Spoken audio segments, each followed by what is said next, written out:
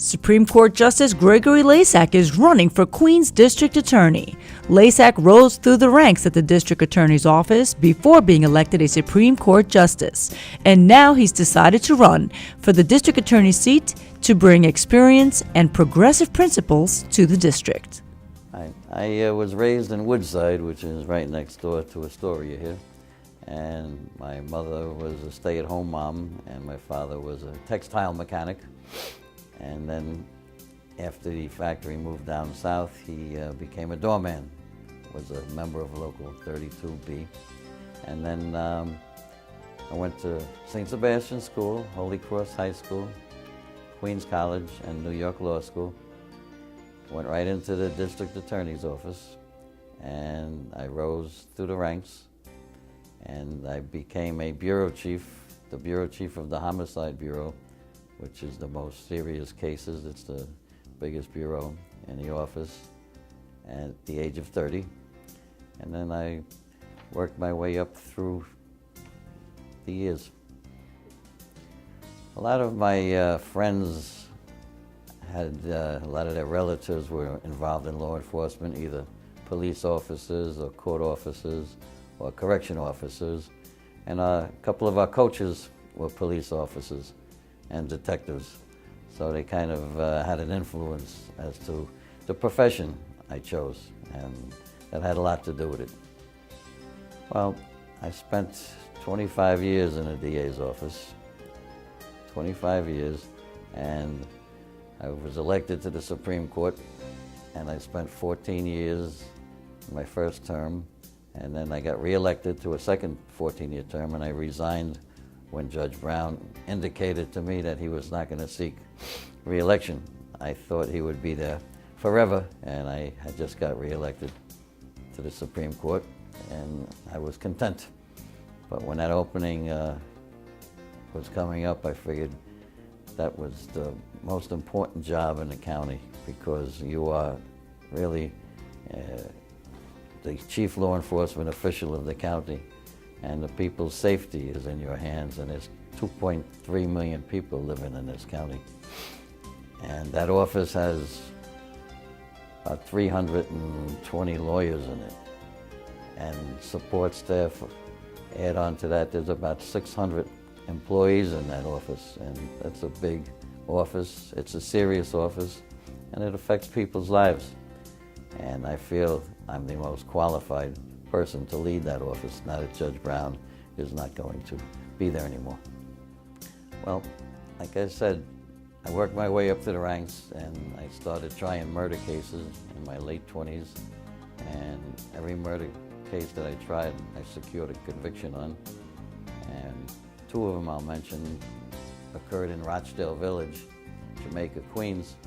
One of them was a young 17-year-old honor student named Laura Evelyn, who was attacked on the roof, and the building is 14 stories tall, and she was thrown off the roof and killed. And I prosecuted that case. Within the same week, a 92-year-old woman was murdered in the same building complex, Rochdale Village, and she was murdered during the course of a burglary in her apartment. Those two cases were very significant in the community, and I secured convictions on both of those cases. In addition, as I said, when I became 30 years, when I was 30 years old, I was appointed chief of the Homicide Bureau, which is the most serious bureau in the office.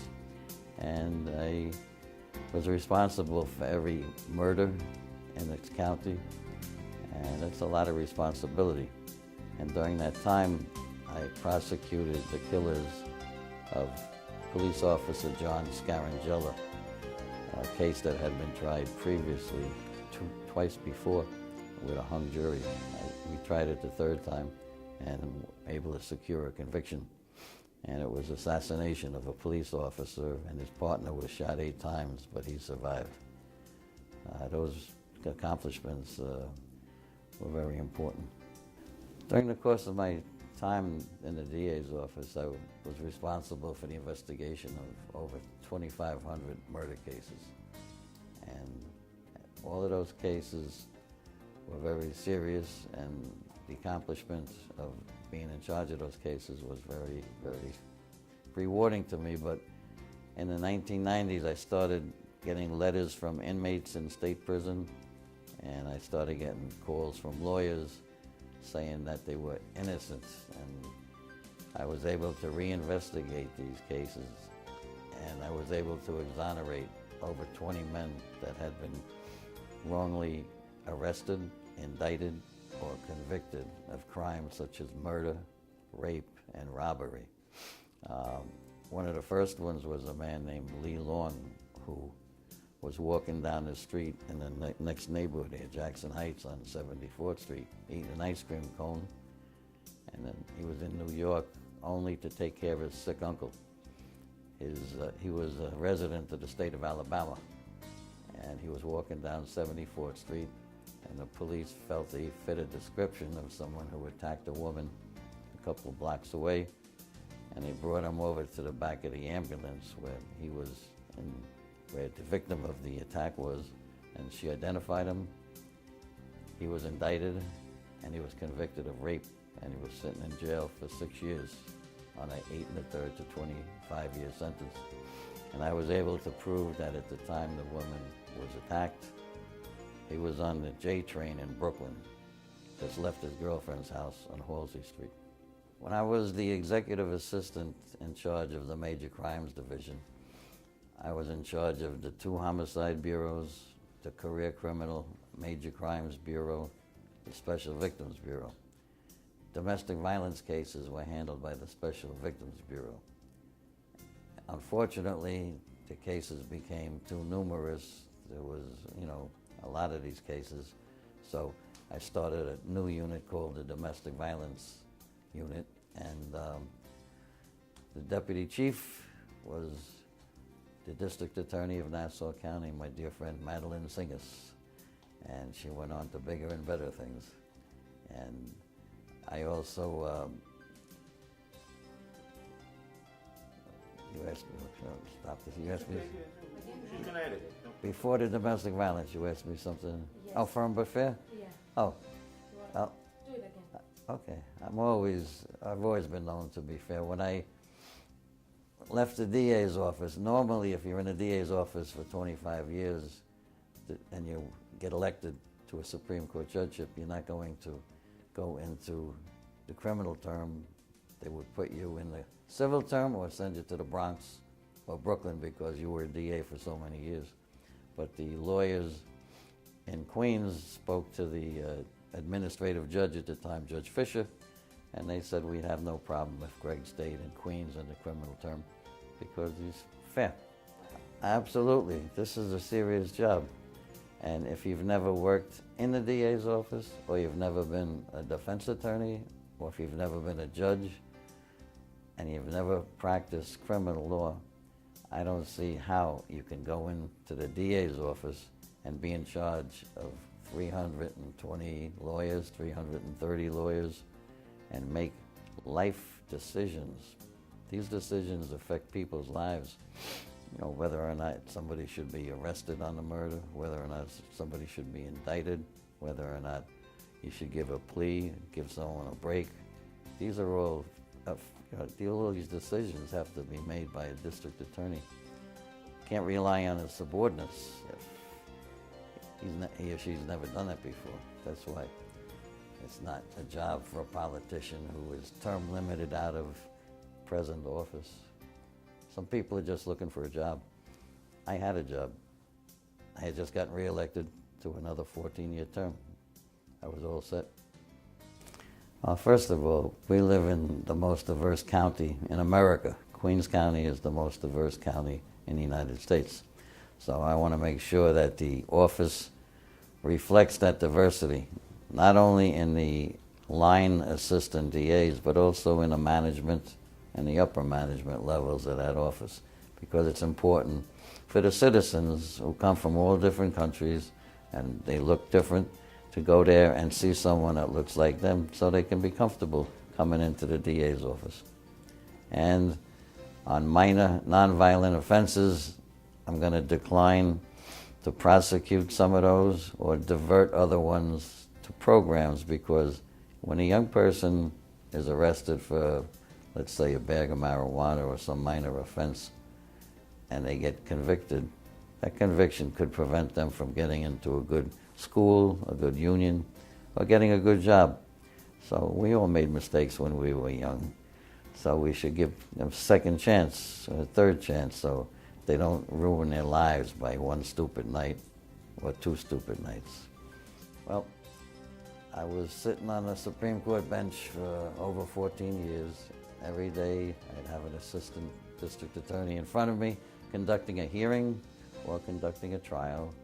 And I saw things that they're doing that they shouldn't be doing, and I learned, things that they were doing well. So I was developing in my own mind an idea of how to train them better in the future when I get this opportunity to go back in there. And plus, being a judge, it's a very serious position, and I learned a lot sitting on a bench, and I handled some of the most serious murder cases, such as the murder of police officer Brian Moore and the murder of an imam of the Muslim faith. He was walking on Liberty Avenue on a sunny Saturday afternoon, about 1 o'clock, with his assistant, and they were murdered right in front of a lot of people. And there was very serious cases. What are your plans, if you will? My plans are to sit down, look at the office in its entirety, and reshape the office, and make sure that it's refreshed, and there's a new vision for the office, and that it reflects the diversity of our county, first of all. And I want to beef up the gang unit, because we have a problem in Queens with the gangs, and we have a problem with hate crimes lately. So I'd like to put more veteran assistance in the anti-bias unit of the office. June 25th is primary day. It's the Democratic primary for district attorney. It's the first time in over 20 years that the district attorney's office is open, and it's a very serious election, and it's the only election in Queens. So I'd like the members of your audience to make sure they get out there and vote. Mark it on their calendar. June 25th. It's the only election in Queens at that point, and it's a very serious election, because the district attorney is the chief law enforcement official of the county, and he or she is responsible for keeping you safe. So you need to pick the right candidate. And I would ask all your viewers to please look up my record. I am the best candidate for this position. I served as a DA for 25 years. 19 of those years I was a bureau chief or a division chief. And I sat as a Supreme Court judge for almost 15 years. Nobody has those qualifications. I just want the viewers to realize it's a very serious operation, and it's the only election June 25th.